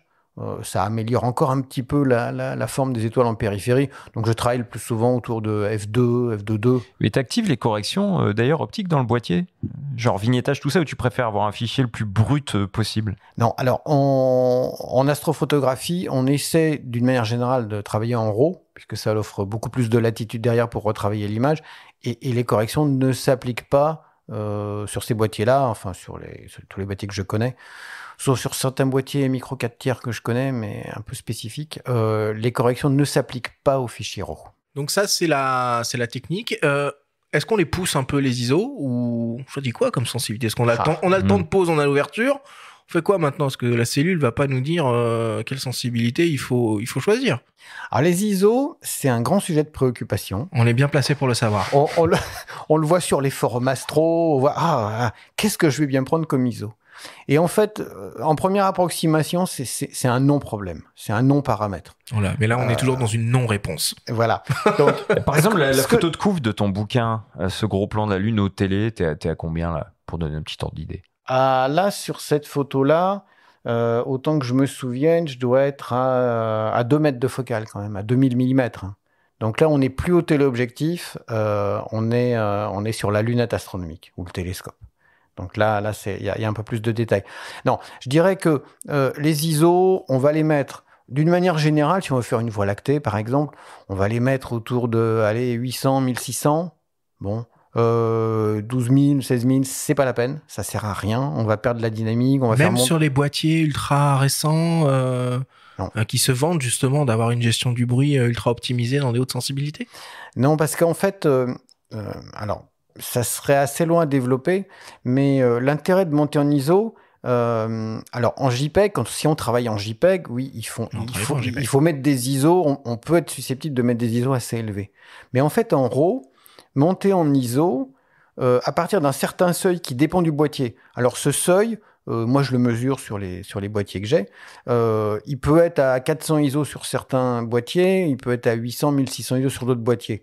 Mais une fois qu'on a passé ce seuil, on n'a plus aucun intérêt à monter en ISO, parce que la montée en ISO, derrière, elle amplifie le signal, la lumière, mais elle amplifie aussi le bruit. Et donc, au final, on se retrouve avec ce qu'on appelle un rapport signal-bruit qui est identique. D'une autre manière, par exemple, le Sigma FP, il a un seuil comme ça autour de 1000 ISO. Donc, si je fais une photo, alors encore une fois en RAW, à 1000 ISO, 30 secondes à 1000 ISO ouvert à f2 et la même 30 secondes ouvert à f2 mais à 2000 ISO. Alors c'est sûr que celle à 2000 ISO me paraîtra plus lumineuse. Mais quand je vais développer celle à 1000 ISO, si je la développe avec un cran de plus, j'aurai le même résultat en fait, ça ne changera rien. Pour aller un peu plus loin, on peut même envisager de tuner ou de pimper son boîtier en modifiant les filtres qui se trouvent devant le capteur. Richard Galli est le seul à proposer ces modifications en France via sa société EOS for Astro. Il nous explique à quoi cela sert et en quoi ça consiste. Ça sert principalement à aller chercher la lumière dont on a besoin en astro. C'est la fameuse raie H-alpha qui est dans le rouge profond à 656 nanomètres et que la plupart des boîtiers voient mal. Par construction, les capteurs sont assez sensibles dans le rouge, même trop sensibles dans le rouge par rapport à l'œil humain. Et d'origine, les fabricants rajoutent des filtres qui sont bleutés pour rétablir l'équilibre chromatique, comme la vision humaine, quoi. Sinon, d'origine, ce serait trop rouge. Et en astrophoto, on a justement besoin d'aller chercher cette lumière rouge parce que c'est l'émission principale des nébuleuses. Donc, autrement dit, avec un boîtier usine, on laisse passer entre 10 et 30% de la lumière qui nous intéresse. C'est trop juste, ça fait des temps de pause qui sont trop longs. Donc il faut défiltrer pour pouvoir accéder à davantage de lumière.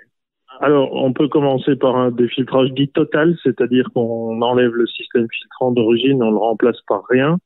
L'inconvénient, c'est qu'on laisse passer toute la lumière visible, donc y compris la fameuse REH alpha, mais on laisse aussi passer les infrarouges.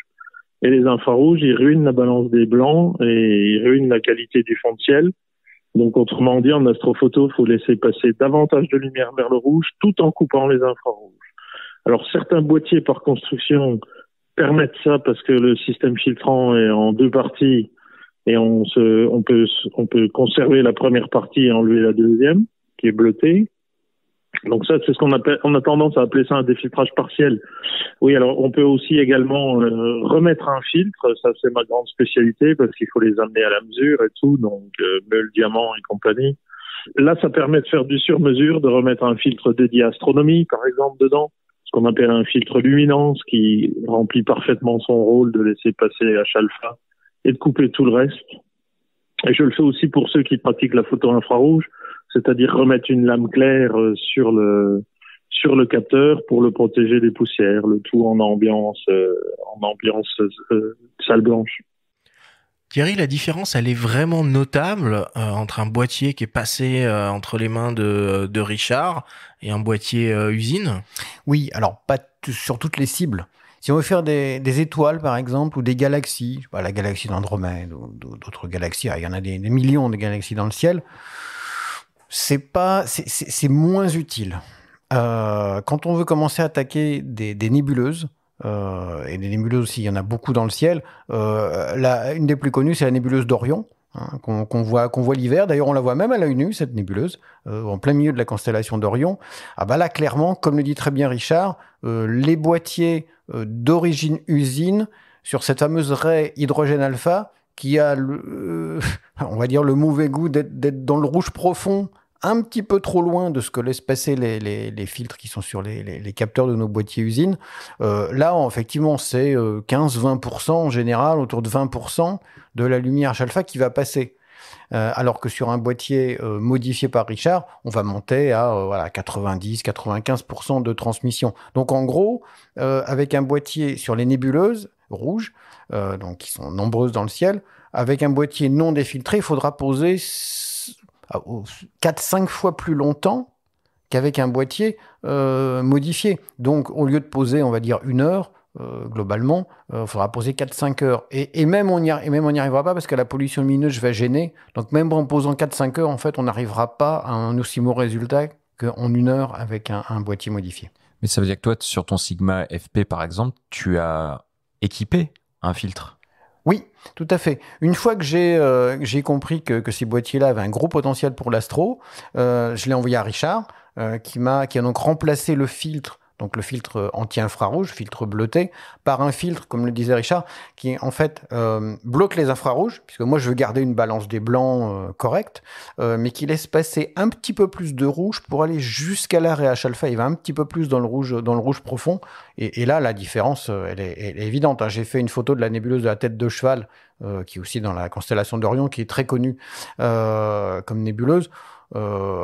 Qui était tout à fait convaincante une fois le boîtier modifié. Mais est-ce que ça veut dire que tu fais plus que ce type de photo avec ce type de boîtier une fois qu'il est modifié? Après, non, tu peux... Pas du tout. Je peux faire de la photo courante avec. Alors, effectivement, comme il y a un peu plus de rouge maintenant, la balance des blancs, c'est une balance des blancs personnalisée.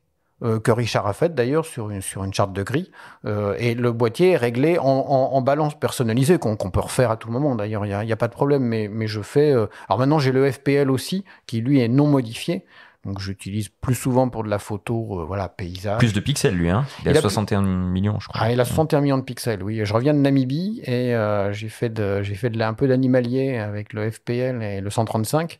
135 pour de l'animalier, c'est relativement court, mais justement, on peut pas mal fenêtrer ou cropper dans l'image avec 61 millions de pixels. Mais on peut trouver aussi des boîtiers un peu astro dans le commerce. Il y a Canon qui a lancé une version astronomique de son hybride 24-36 Léo Serre, et je me rappelle à l'époque du réflexe, que Canon et Nikon proposaient des versions. En fait, c'est ce que fait Richard, quoi. En gros, ça revient à peu près à ça. Oui, la transmission est un petit peu plus basse dans la RH alpha, mais dans le principe, on est à ça effectivement. Canon avait commencé par le 20DA. Alors ça, c'était dans les années 2000. Après, ils sont passés au 60DA un peu plus tard, dans les années 2010. 90D l'avait fait aussi, je crois. Le 80D, peut-être, je sais plus. Pas sûr. Alors, je connais le 60D, je me souviens. 60D, Ouais, 60D. c'était peut-être le dernier, celui-là. Et maintenant, le RA, effectivement. Alors, c'est une série limitée. Je suis pas sûr qu'elle soit pas épuisée, d'ailleurs, cette série du RA. Ça serait vérifié. Nikon avait proposé aussi il y a quelques années le D810A. Ah oui, exact. Voilà, c'est vrai. Qui était de la même veine, et je me demande s'il est lui aussi il est pas épuisé, parce que c'est des toutes petites séries, donc qui sont sorties en quantité limitée. Et qui ne durent pas longtemps. Mais dans le principe, effectivement, c'est à peu près la même chose. Ce sont des boîtiers qui sont relativement chers par rapport aux boîtiers de base. Le RA par rapport au R, il a quand même une différence assez significative. Mais ça s'explique par le fait que ce sont des très petites séries. Oui. Et dès qu'on attaque des très petites séries chez un fabricant, les prix montent. Ok. Donc là, on a vu quand même que quand on est en configuration basique, boîtier optique, trépied, rotule, on est quand même un petit peu limité dans ce qu'on peut faire à cause de la rotation de la Terre, et on a un problème de temps de pause. Alors l'une des solutions pour pallier à ce problème-là, c'est de faire plusieurs prises de vue et d'utiliser des logiciels pour assembler les images, mais une autre solution consisterait finalement à compenser le mouvement de la rotation de la Terre au moment où on fait sa prise de vue, et du coup de pouvoir utiliser des temps de pause quasiment infinis. C'est la promesse d'une rotule équatoriale. C'est bien ça, Thierry? Oui, c'est ça, tout à fait. Alors, avant la rotule équatoriale, on peut quand même effectivement parler de logiciels qui savent compenser en partie la rotation de la Terre. Ok, vas-y. Alors, ce qu'il faut faire, c'est une série de pauses continue. Donc là, utiliser un intervallomètre. Braquette, quoi. Ouais. Voilà. En intervallomètre, on fait une série de pauses même, avec les mêmes paramètres, même réglage ISO, même temps de pause, même ouverture de l'objectif. Par exemple, comme on disait tout à l'heure, une pause de 20 secondes ou 30 secondes avec un objectif grand angle, on en fait 3, 5, 10 à la suite. Sur chacune de ces images, les étoiles n'ont pas eu trop le temps de bouger. Un peu quand même. Voilà. Si on zoome à 100% sur l'image, oui, elles auront bougé un petit peu. Mais est-ce qu'on a besoin de zoomer à 100% sur une image? En général, non. Une belle photo de la Voie lactée, on la regarde globalement. On va pas regarder chaque petite étoile en particulier. Donc ça, c'est pas un gros souci. Si les étoiles ont bougé un petit peu, c'est pas un gros problème. Et puis on peut utiliser. Alors, la plupart des gens utilisent un logiciel qui est gratuit, qui s'appelle Sequator. Alors, il est en anglais, mais bon, voilà, c'est pas très très compliqué à utiliser. Donc Sequator, S-E-Q-A-T-O-R, et qui, quand on a pris que des étoiles toutes seules, il sait automatiquement recaler les images les unes par rapport aux autres pour remettre les étoiles à l'endroit où elles étaient au départ. Et même s'il y a un décalage, du coup. Même s'il y a un décalage, oui. Ah, il redécale les images. Et il sait aussi les redéformer, parce que vous avez les objectifs, notamment les grands angles, ils peuvent avoir de la déformation, de la distorsion. Donc, il suffit pas de faire bouger une image par rapport à l'autre, il faut aussi faire un peu de morphing, quelque part, pour les recaler. Et ce logiciel-là, il sait le faire. Et du coup, ça donne des images beaucoup plus lumineuses. Beaucoup plus lumineuses, beaucoup plus profondes. Il a même une fonction, vous savez, les photos de la Voie lactée, souvent on essaie de les prendre avec un paysage. Ouais. Au-dessus d'un beau paysage, voilà, que ce soit une montagne, des arbres, un joli paysage. Dans ce cas-là, évidemment, le paysage, lui, il n'a pas bougé. Donc, au logiciel, on est capable, avec la souris, de lui dire, voilà la limite entre le ciel et le paysage. Tu recales les étoiles, tu ne recales pas le paysage, tu ne fais pas bouger le paysage, puisque lui, il n'a pas bougé. Et donc, c'est un logiciel que moi, j'ai commencé à utiliser il y a un certain temps déjà, et qui donne tout à fait satisfaction. Et là, clairement, un boîtier, un trépied, une télécommande genre intervallomètre pour ne pas avoir à toucher le trépied pendant qu'on lance les pauses, parce qu'il faut surtout pas appuyer sur le déclencheur pour lancer une pause. Même mettre un retardateur, quoi. Ou utiliser le retardateur. Mais le retardateur, si on veut faire de la série de pauses, c'est pas une bonne idée. Ça fonctionnera pas. Donc il faut un intervallomètre, soit un intervallomètre à fil. Ça coûte pas cher, avec le smartphone, aujourd'hui, les applis, des séquences, ou une appli, ou même, d'ailleurs les Sigma en sont équipés, mais plein de boîtiers en sont équipés aujourd'hui, l'intervallomètre intégré au boîtier. On dit tu lances une série de 10 pauses de 20 secondes et puis on va prendre un café et puis on revient quand c'est fini. Donc ça, c'est une solution où on triche un petit peu avec un logiciel. Si on est un puriste et qu'on veut réaliser la vraie photo avec un temps de pause infini, on est obligé de passer par la rotule équatoriale. Absolument. Il faut suivre les étoiles dans leur mouvement. Ce qui veut dire que là, on va s'attaquer à de la photo où il n'y a plus de paysage. Oui. Puisque le paysage, lui, il va bouger dans la photo. Donc la rotule équatoriale, c'est comme une rotule classique d'un appareil photo, sauf qu'il y a un petit système de moteur qui tourne à la même vitesse et dans un sens opposé à celui de la rotation de la Terre pour que dans le champ de l'appareil photo, les étoiles restent immobiles. C'est à peu près ça ? C'est exactement ça. Et c'est quoi la différence avec une rotule azimutale ? Alors, déjà la rotule équatoriale, effectivement, elle va faire un tour en 24 heures. 23h56 minutes, on va dire. Mais 24 heures en compensant la rotation de la Terre, qui elle-même fait un tour en environ 24 heures. Alors, cette rotule équatoriale, la Terre tourne autour de l'axe de ses pôles, pôle nord, pôle sud. Il va falloir que la rotule, elle ait son axe de rotation qui soit orienté de la même manière. C'est ça, c'est que c'est un bordel à paramétrer, ce truc-là. Alors, c'est la seule difficulté de la chose, c'est-à-dire que effectivement, la rotule azimutale, elle va être orientée vers le zénith, mais nous, c'est pas le zénith qui nous intéresse, c'est l'axe des pôles. Alors, le zénith, il va nous intéresser si on est installé au pôle nord, mais il y a peu d'astrophotographes au pôle nord ou au pôle sud, parce que là, l'axe des pôles, il est au zénith. En France, par exemple, ou à Paris, on est autour de 49 degrés de latitude nord, l'axe des pôles, il est incliné de 49 degrés par rapport à l'horizon. Et le pôle Nord est dirigé vers la fameuse étoile qu'on appelle l'étoile polaire. Voilà. L'étoile polaire, c'est une étoile qui est presque dans le prolongement de l'axe de la Terre nord-sud. Et ça, c'est une étoile qu'on utilise beaucoup dans l'hémisphère nord. On est très gâtés. Dans l'hémisphère sud, il n'y a pas d'étoile équivalente. Le pôle sud, il y a un endroit où il n'y a pas beaucoup d'étoiles. Nous, on a de la chance. Il y a une étoile qui se trouve là par hasard, pratiquement dans l'alignement. Et donc, l'idée, en fait, ça va être d'aligner l'axe de cette rotule vers l'étoile polaire, vers le pôle Nord. C'est précis tout ça, là. Ça me paraît un peu dingue quand même. Alors, il y a beaucoup de petites rotules équatoriales qui sont équipées de ce qu'on appelle un viseur polaire. C'est-à-dire une toute petite lunette, qui fait, on va dire, 10 cm de long, qu'on insère ou qui est à demeure ou qu'on insère dans la petite rotule et qui va permettre de viser cette étoile polaire. Alors, il faudra y mettre un petit peu... Déjà, il faut savoir trouver l'étoile polaire, parce que c'est une étoile un peu quelconque dans le ciel. Hein. Si on ne sait pas que c'est celle-là... Mais on ne peut pas brancher la rotule à un ordinateur et dire « Pouf, Hunter, je veux autocalibration ». Alors ça, on peut le faire, mais on n'est plus sur des rotules équatoriales assez légères et peu coûteuses. On est sur ce qu'on appelle plus des montures équatoriales, plus informatisées.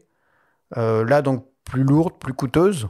Mais c'est quelque chose qui est faisable aussi de plus en plus aujourd'hui. Mais tu mets combien de temps à t'installer sur le terrain avec tout ça ? Parce que ça paraît très beau sur le papier, mais ça a l'air quand même une sacrée inertie, tout ça. La toute première fois qu'on s'y met, oui, ça demande un peu de temps. Mais on peut faire un essai, un soir d'été, quand il y a des passages de nuages, quand il n'y a rien de très joli à photographier, ou en ville. L'alignement sur l'étoile polaire, depuis son jardin ou depuis un balcon orienté nord, si on a un balcon orienté nord, on peut le tester. Donc, je dirais... Tu fais pas un petit boulot de cartographie en amont avec un logiciel où tu sais précisément ce que tu vas photographier à l'avance ? Alors, il y a des... c'est là où, je dirais, la connaissance du ciel est quand même intéressante, et un minimum de connaissances en astronomie est quand même intéressante. Je veux dire, je sais pas, je vais faire le parallèle avec la photo sous-marine. Si on va plonger n'importe où, dans n'importe quelle mare où on va aller barboter, sans savoir s'il y a des poissons, quel genre de poissons, est-ce qu'on va pouvoir les photographier, dans quelle saison ils vont passer par là, il y a peu de chances que ça marche. C'est là qu'il y a une dimension naturaliste finalement, comme on le disait tout à l'heure. C'est intéressant, il faut connaître un petit peu l'écosystème, un minimum. C'est mieux de connaître un petit peu le ciel, de savoir un petit peu se repérer, même s'il y a des applis pour smartphone qui savent aujourd'hui, quand on dirige le smartphone dans une région du ciel, il nous dit voilà, telle constellation, telle planète, elle est là ou là, donc ça aide aussi. C'est vrai qu'avoir un petit peu de connaissance de base en astronomie, ça aide aussi. Mais il y a des très bons bouquins d'initiation, des sites ou des bouquins d'initiation pour avoir un petit peu de base en astronomie. Et puis ensuite, dès qu'on arrive sur des événements astronomiques, voilà, les pluies d'étoiles filantes dont je parlais tout à l'heure, qui arrivent plusieurs fois dans l'année, aussi bien que des éclipses par exemple, ça se devine pas, ça s'invente pas. Donc voilà, il y a des éphémérides, ce qu'on appelle des éphémérides, des prévisions de phénomènes qu'on trouve dans les revues astronomiques. Il y a un bouquin que j'achète aussi tous les ans, c'est Le Guide du ciel par Guillaume Canat. Il est édité tous les ans. Je viens de recevoir là celui de 2022-2023. Mois par mois, jour par jour, il indique quelles sont les constellations visibles, les planètes visibles, à quel moment, à quel endroit, tous les phénomènes. On le trouve où ce guide ? On le trouve sur Internet. Principalement, c'est Guillaume qui le vend par correspondance. Et c'est un best-seller tous les ans. Je ne sais plus combien il en vend, mais c'est des milliers. Parce que c'est un peu la Bible de l'année à venir sur tous les événements astronomiques. Bon, c'est passionnant tout ça. Écoute, c'est très frustrant parce que on a préparé énormément de questions avec Benjamin, mais là le chrono tourne, donc il faut qu'on avance. Thierry, pour terminer cette discussion, je vous propose qu'on écoute le témoignage d'une photographe qui s'appelle Raphaël Monvoisin, qui est basée en Islande, qui est donc spectatrice de nombreuses aurores boréales, qu'elle prend un grand plaisir à photographier. Elle nous explique un peu la technique qu'elle met en place pour les capturer. On l'écoute. Donc effectivement, j'ai la chance d'habiter en Islande où on est bien souvent gâté par les aurores boréales dans la saison où les nuits sont présentes. Donc il faut savoir qu'elles sont présentes à peu près de septembre à avril, donc ce qui laisse quand même une large plage de mois pour observer les aurores. Il faut quand même que les conditions soient bien réunies, à savoir un KP assez élevé, donc c'est une estimation de l'intensité des vents solaires qui donc joue sur l'intensité des aurores lorsqu'il y en a, et qu'il n'y ait pas de couverture nuageuse qui obstruerait la visibilité. Alors pour les photographier, moi j'utilise donc déjà un trépied essentiel pour pouvoir capturer en pose longue, et un objectif à ouverture très lumineuse. Donc moi, mon favori pour ce genre de prise de vue, ce sera le 35 mm 1.4, que j'utilise du coup à 1.4 pour vraiment profiter du maximum de luminosité de l'objectif pour photographier les aurores. Et donc la prise de vue se fait en pose longue, donc selon l'intensité, selon s'il y a une pleine lune ou pas, qui peut aussi jouer sur la luminosité ambiante, le temps de pose va varier. En général, c'est, je dirais, 15-20 secondes. Ça permet déjà de figer de très belles choses. Après, selon les mouvements des aurores aussi, ça peut faire varier si la pose est plus ou moins longue, si elles dansent, si elles sont plutôt comme un grand filet statique. Voilà, les paramètres de temps de pose vont jouer aussi sur la forme de l'aurore finale sur la photo. Donc, ça peut être sympa de jouer avec ça aussi en montant un peu les ISO pour faire varier un petit peu le style qu'on souhaite obtenir. À l'œil nu, on ne les voit pas nécessairement vertes comme on va pouvoir les voir sur une pose longue, puisqu'évidemment, en pose longue, on capture plus de lumière, donc on va capturer plus d'intensité au niveau des couleurs dans le ciel. Après, par chance, parfois, on arrive quand même à distinguer très bien les couleurs à l'œil nu. Ça peut même varier jusqu'au du vert, au rose, au violet, au rouge même. Alors, pas en Islande, mais je sais que plutôt en Amérique du Nord, on va observer des aurores qui vont jusqu'aux teintes rouges.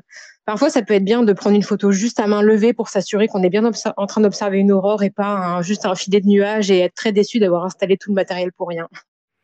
Tu te souviens, Benjamin, dans une vie passée, on a eu l'occasion tous les deux d'aller à Tromsø, en Norvège, pour photographier des aurores boréales. Il y a quelque chose de magique avec la photo d'aurore boréale, c'est que on a l'impression de voir des nuages, tout à fait banal. On prend la photo et là, poum, oui, tout à ça fait. devient tout vert. Et pourtant, on voyait de la pollution lumineuse pas très loin, mais ouais. ces tempêtes boréales étaient assez extraordinaires à voir, même à l'œil nu, un petit peu, on les devinait. Et j'ai eu la chance, moi, d'en photographier avec Raphaël en Laponie, qui s'exprime toujours aussi bien, toujours aussi pertinente. Toi, ça t'arrive d'en photographier aussi ? Oui, avant le Covid, j'allais tous les ans dans la région de Tromsø aussi, justement. Ouais. Voilà, tous les ans une semaine pour filmer les aurores boréales. Donc là, level 2. Voilà, c'était dans le cadre d'un projet, donc avec des Sony 7S évidemment. Ou gare aux batteries. Oui, alors justement, on avait dans deux. Le froid avec les gare aux batteries. Ah oui. Cette génération d'Alpha 7, les batteries dans le froid, c'est alors, pas très bon. On partait avec 4 Sony 7S, 2 enregistreurs Atomos Shogun et des batteries automobiles pour alimenter tout ça, puisqu'en fait, on est allé à 2, espacés chacun de 7 km. Pourquoi espacer chacun? Donc chacun avec 2 7S et 2 Shogun pour filmer les aurores en temps réel et en 3 dimensions. Donc avec une base à 7 km d'écart. Thierry, il va falloir que tu reviennes en saison 5 on pour est parler de ça. On raconte des petites anecdotes à Tromsø, sympa. Ouais. Lui, mais level up, quoi. Thierry, juste rapidement, parce qu'il faut qu'on avance. La post-prod, c'est quoi la part de la post-prod dans le travail de l'astrophotographe? Alors, la part de la post-prod, elle est à la fois peu importante et très importante. Dans le sens où il y a quand même beaucoup de choses qui vont se passer à la prise de vue. Si on s'est planté à la prise de vue, si l'image est floue, si elle est trop posée, pas assez, si ça a mal suivi, ça sera difficilement rattrapable. Mais la post-production, clairement, il va falloir essayer de tirer la quintessence d'une image où il y a en général pas beaucoup de lumière, en général pas mal de bruit. Donc la première chose, c'est qu'il va falloir être délicat. Une image astro, c'est un objet délicat qu'il faut pas maltraiter. Or, avec le numérique aujourd'hui, c'est facile de pousser les curseurs, de faire varier les réglages dans tous les sens au niveau des développements RAW. Donc, il faut avoir la main suffisamment légère, précise mais légère, pour ne pas torturer l'image, pour en tirer le meilleur. Donc ça veut dire quoi? Ça veut dire déjà bien jouer sur les réglages de base. Alors encore une fois, en développement RAW, parce qu'en JPEG, on pourra quasiment rien faire en post-production. Donc bien régler son développement RAW, donc l'exposition, les hautes lumières, les basses lumières. Alors éviter absolument l'accentuation, surtout l'accentuation, elle est à 0. C'est pas la peine d'accentuer les étoiles, ça sert à rien. En plus, on va faire monter le bruit et si on accentue vraiment trop autour des étoiles, on va faire un petit rond noir qui va être quelque chose de terrible. Donc surtout accentuation à 0. La réduction de bruit, on va essayer de jouer un peu avec. Alors pas trop, parce que si on joue trop, c'est comme en photo normale, on va avoir un effet un peu artificiel, un peu plastique, ou voilà, donc qui sera pas joli du tout. Un souci qu'on a habituellement, c'est la couleur du fond de ciel. C'est-à-dire que même quand on est bien dense, voilà.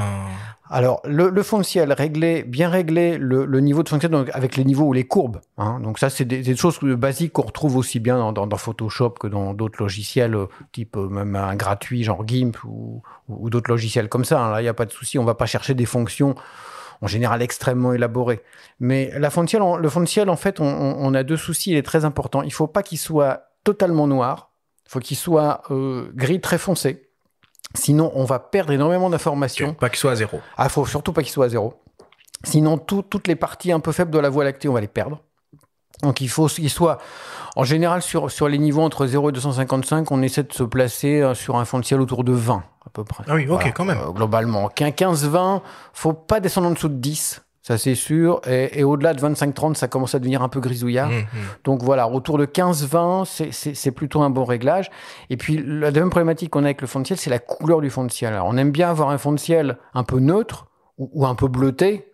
Alors, s'il y a la lune est quelque part dans le ciel, alors de préférence pas la pleine lune, elle est trop brillante, mais si on a une lune quelque part, elle va un peu bleuter le ciel. Donc on aura un ciel qui sera naturellement bleuté. Si la lune n'est pas là, malgré tout, il y a toujours un petit peu de pollution lumineuse, donc un peu orange-rouge. Et la tentation alors d'intervenir là-dessus, de corriger le voile atmosphérique, il y a des logiciels comme DxO, comme Lightroom qui le proposent désormais, des jauges d'EAs très très puissantes, très efficaces en plein jour. Peut-être à déconseiller, non? Alors ça, je ne connais pas ces fonctions, donc je ne peux pas donner d'avis. Moi, ce que je fais, c'est que je joue simplement sur les niveaux de fond, les courbes, les niveaux de fond, mais dans chacune des couleurs, pour baisser le rouge pas mal, baisser le vert aussi, parce que je connais le fond de ciel en général, il est entre le jaune et le rouge, souvent un peu orangé. Donc baisser le rouge, baisser un peu le vert, ou alors monter le bleu, ce qui revient au même, ça dépend du niveau auquel on veut arriver, pour arriver à un fond de ciel qui est relativement neutre. Merci Thierry, c'est frustrant mais c'est passionnant. Allez, on passe à la suite.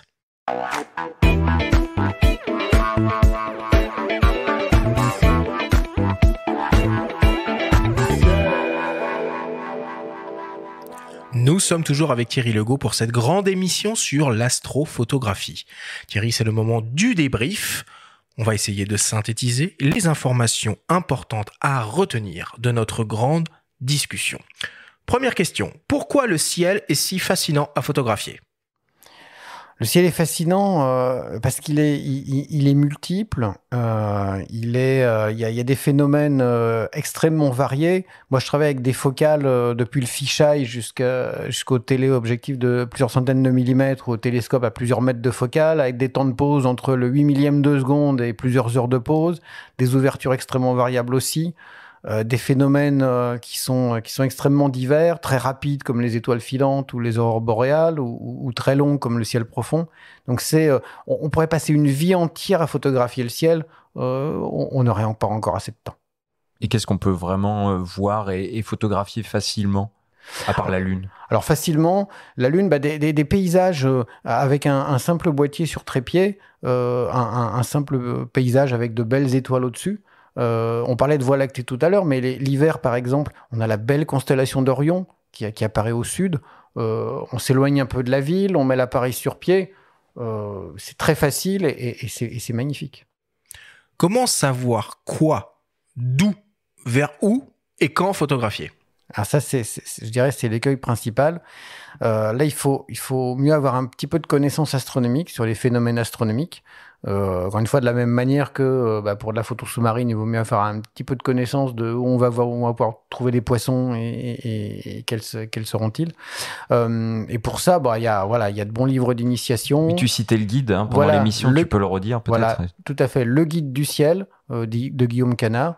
Il fait 2 bouquins principaux en fait, le guide du ciel qui est très complet et le ciel à l'œil nu aussi sur l'année qui vient, qui est un livre un petit peu plus petit sur les phénomènes principaux visibles dans le ciel. Donc moi c'est ma bible tous les ans pour préparer tout ce que je vais faire sur l'année qui vient. C'est quoi le matériel de base dont on a besoin pour réussir à faire une photo de la Voie lactée ? Pour réussir à faire une photo de la Voie lactée, on peut tenter une photo avec les smartphones récents et avec des algorithmes de stacking qu'on trouve maintenant de plus en plus. Ça se tente, ça peut donner des résultats. Stacking, c'est l'empilement. Voilà, c'est l'empilement de photos, oui, tout à fait. Je dirais que le matériel de base pour rentrer dans la photo un petit peu plus sérieuse, c'est un boîtier, réflexe ou hybride, préférence avec un capteur 24-36 ou APS-C. C'est très bon rapport performance-prix, ou du micro 4 tirs aussi, c'est tout à fait possible. Un bon objectif, assez ouvert, de bonne qualité optique, un trépied, une télécommande ou un intervallomètre quelconque. Et puis voilà, c'est parti, on fait des poses de... Et en parlant d'objectifs, justement, quels vont être les critères primordiaux en dehors de l'ouverture ? Alors le critère primordial, c'est la qualité optique de l'objectif, avoir un objectif qui donne des étoiles qui sont pas trop déformées, relativement ponctuel, surtout en périphérie où on a souvent de la coma, de l'astigmatisme, en dehors évidemment d'autres phénomènes comme le vignettage. Donc là, je dirais que la qualité optique de l'objectif, c'est quelque chose qui préoccupe beaucoup les astronomes, plus que la qualité du boîtier lui-même. C'est quoi la règle des 500 ? La règle des 500, c'est diviser le nombre 500 par la focale de l'objectif, ce qui va donner approximativement le temps de pause maximal qu'on peut tolérer avant que les étoiles n'aient bougé trop fortement à cause de la rotation de la Terre. Donc 500 par exemple, avec un 24 mm de focale, on va tourner autour d'une vingtaine de secondes de pause. Maintenant, si on pose 25 secondes, ça va pas transformer la photo en quelque chose de très mauvais. À quoi ça sert le défiltrage de boîtier ? Le défiltrage de boîtier, défiltrage ou refiltrage de boîtier, ça sert à photographier les nébuleuses qui sont dans le ciel, qui sont dans leur grande majorité de couleur rouge. Alors c'est un rouge profond, ce qu'on appelle la RH alpha, qui malheureusement est très peu transmise par les boîtiers en version d'usine. Donc on les modifie pour laisser passer un tout petit peu plus de rouge sur cette fameuse raie hydrogène alpha. Tu peux nous expliquer comment fonctionne une rotule équatoriale et peut-être la nuance entre rotule et monture ?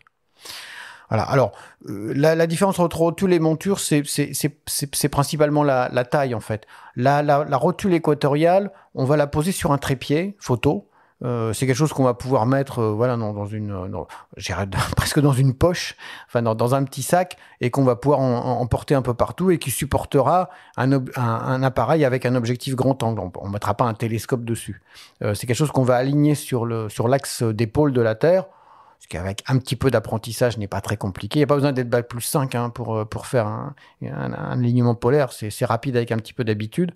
La monture équatoriale, c'est simplement quelque chose de plus gros qui va supporter quelque chose de plus lourd, donc soit un gros téléobjectif, soit carrément une lunette ou un télescope. Où, quand et comment réaliser des photos d'aurore boréale ?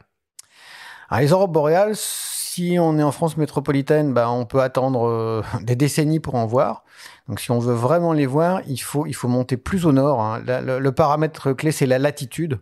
Et donc là, typiquement, si on veut vraiment avoir de bonnes chances de voir des aurores, il faut aller dans le nord de la Scandinavie, donc le nord de la Finlande, de la Suède ou de la Norvège, ou l'Islande, ou le nord du Canada, mais c'est moins accessible. Les Américains vont beaucoup en Alaska aussi, mais c'est encore beaucoup plus loin. Donc pour nous, clairement, on les vole vers l'Islande, Tromsø. Clairement, c'est privilégié pour nous. Il y a quelque chose qu'on n'a pas évoqué pendant l'émission, mais peut-être tu peux en dire un mot rapide. C'est un montage d'appareils photo sur un télescope. Comment ça fonctionne et quel est l'intérêt ? Oui, alors pour les gens qui possèdent une lunette ou un télescope, sur une monture, comme on disait tout à l'heure, motorisée, équatoriale motorisée, tous les constructeurs de lunettes ou de télescopes prévoient les bacs d'adaptation. Alors, ça s'achète en option, hein, c'est pas de base avec l'instrument, mais ça coûte pas très cher. Une bac d'adaptation pour monter un boîtier photo. Alors, le principe de base, c'est de monter le boîtier sans objectif, puisque c'est la lunette ou télescope qui sert d'objectif. Donc, il faut utiliser un boîtier réflexe ou hybride. On enlèvera l'objectif et on montera sur la lunette ou télescope avec la bague ad hoc. Du coup, on a accès à des ultra longues focales. On a accès à des ultra longues focales qui posent quand même des contraintes en matière de suivi des étoiles, parce que plus on va monter en focale, plus c'est difficile. Plus la qualité du suivi va être exigeante. Donc, plus l'alignement polaire, par exemple, devra être précis. Donc, il faut faire attention. Pour l'astrophotographie, on conseille de pas trop monter en focale parce que ça devient, outre que le champ se réduit comme peau de chagrin, vous savez, à 500 ou à 1000 mm de focale, le champ, il est pas grand, hein. Donc, pour trouver l'objet et le garder centré, c'est plus difficile. Donc, on conseille vraiment des focales plutôt courtes, même avec des lunettes. Merci beaucoup Thierry pour toutes tes explications.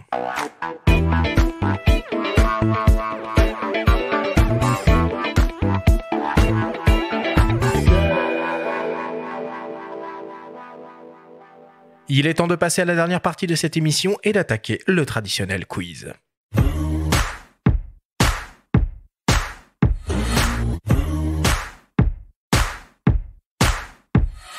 Le principe du quiz est très simple. Nous avons reçu de la part de nos auditeurs via notre compte Instagram des questions qu'ils t'ont posées, Thierry, en lien ou non direct avec le sujet de cette émission. Nous en avons sélectionné quelques-unes et tu vas avoir seulement 30 secondes et pas une de plus pour tenter d'y répondre le plus clairement possible. Thierry, as-tu bien compris la consigne ? Oui. Alors c'est parti. Une première question qui nous vient d'une dénommée Claire. Claire se demande quel est le meilleur spot en France pour photographier le ciel ? Pour photographier le ciel en France, je dirais une région montagneuse ou une région de plaine, mais hors de toute lumière parasite. Donc le moindre village, le moindre lampadaire est à fuir. Donc de belles régions, des parcs naturels dans les Alpes par exemple ou dans les Pyrénées. Bon, en toute objectivité, moi je recommanderais le Périgord. Ça vaut le coup de monter en altitude ?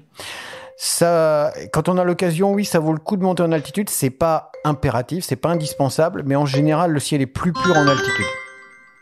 Très clair. Deuxième question qui nous vient d'un dénommé François.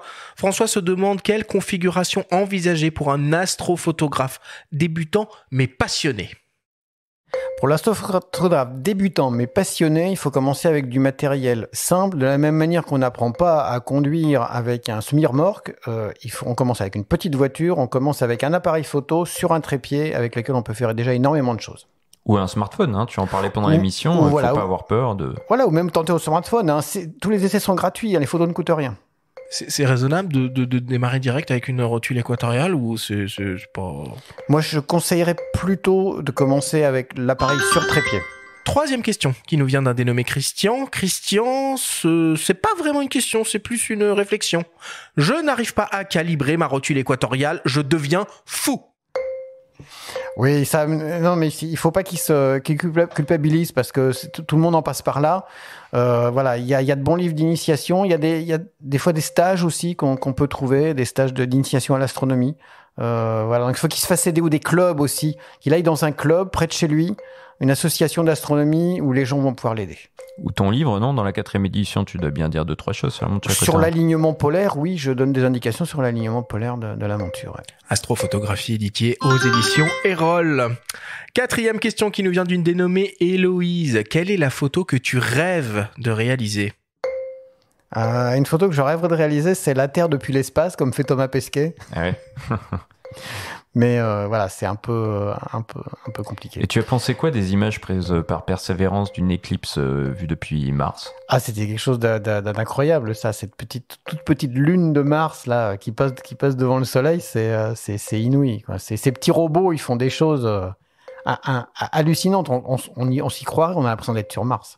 Et l'image du trou noir là aussi qui est sortie il y a quelques semaines. Ah oui, alors là c'est encore autre chose. Là, c'est pas une photo, hein, c'est une image pour le coup. C'est pas tout à fait pareil. Mais c'est pris avec des moyens qui sont sans commune mesure avec ce qu'ont les amateurs d'astronomie, mais ça fait rêver aussi. Dernière question, une question de mes soins, une question qui tue. Si tu pouvais choisir entre disposer pendant 24 heures du plus puissant télescope de la Terre ou passer 24 heures dans l'ISS, mais sans appareil photo, tu choisirais quoi et pourquoi? 24 heures dans l'ISS. Pas d'appareil photo, hein? Non, pas d'appareil photo, mais quelque chose dans la mémoire qui certainement resterait jusqu'à la fin de ma vie. Si je suis pas malade quand même, parce que ça secoue quand même pas mal les lancements et les séjours dans l'ISS. Tu peux contacter Tom Cruise, il a un projet de film dans l'ISS. Tu peux faire partie de l'équipe scientifique. Tu as rencontré Thomas Pesquet? J'ai rencontré Thomas Pesquet à Houston. Quand j'y suis allé il y a 2 ans, j'ai rencontré 3 astronautes en fait qui connaissaient mes photos de l'ISS et qui ont fait le plaisir de me faire visiter le centre spatial de Houston. C'est parfait.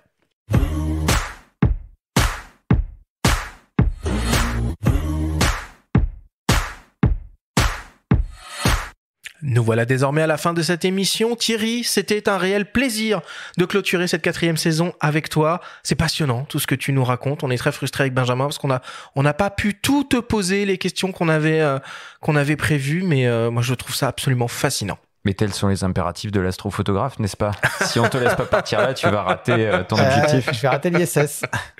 Quelles sont tes actualités? Donc la sortie de la 4e édition de ton livre Astrophotographie aux éditions Erol. Est-ce qu'il y a autre chose?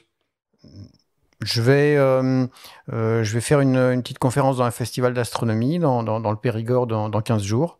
Et puis voilà, toujours des projets pour photographier l'ISS, des éclipses, d'autres phénomènes intéressant parce qu'il se passe toujours quelque chose dans le ciel.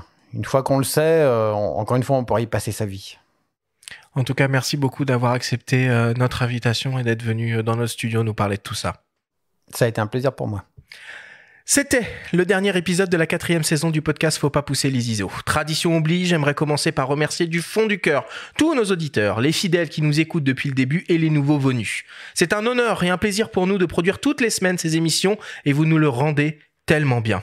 Au cours de cette 4e saison, nous avons pulvérisé grâce à vous la barre des 300 000 écoutes et nous regardons désormais celle des 500 000 qui devrait, on l'espère, arriver avant la fin de l'année. Évidemment, cette émission ne serait rien sans nos invités qui viennent partager tant de choses à nos micros. Merci aux photographes, aux journalistes, aux éditeurs, aux revendeurs, aux réalisateurs, aux ingénieurs, aux représentants de marque. Merci à tous ceux qui sont venus témoigner dans le podcast au cours de cette 4e saison. Nous tenons également à remercier chaleureusement nos partenaires, nos sponsors, sans qui ce podcast ne pourrait exister. Je remercie donc les partenaires de la 4e saison, Fox, MPB, Nikon, Whitewall, Fujifilm, Sigma, Lumix et Canon. Faut pas pousser les ISO, c'est un travail d'équipe. Merci à toi, Benjamin, d'être à mes côtés au micro toutes les semaines. Et merci à notre producteur Vincent Trujillo qui arrive à soulever des montagnes pour faire exister cette émission. J'ai terminé, il est temps de conclure. On vous donne rendez-vous à la rentrée en septembre pour découvrir la saison 5 du podcast Faut pas pousser les ISO. Merci à tous de nous avoir écoutés. Faites attention à vous et on se retrouve très bientôt.